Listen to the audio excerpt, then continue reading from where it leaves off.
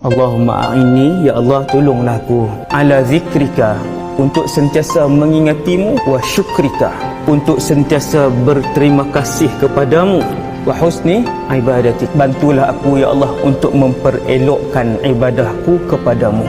Doa ni Nabi ajar kepada Sayyidina Muaz. Kita jarang meminta, sedangkan Allah itu suka manusia yang paling banyak memohon kepada Allah.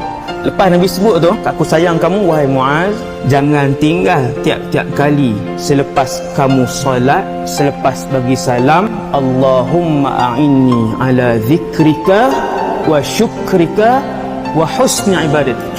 Ibu ayah sekalian, manusia bila dia jadi orang yang paling mengingati Allah, orang yang paling berterima kasih kepada nikmat yang tak boleh dikira daripada Allah, dan orang yang paling baik ibadahnya, maka dia adalah manusia yang paling baik di sisi Allah Subhanahu wa taala.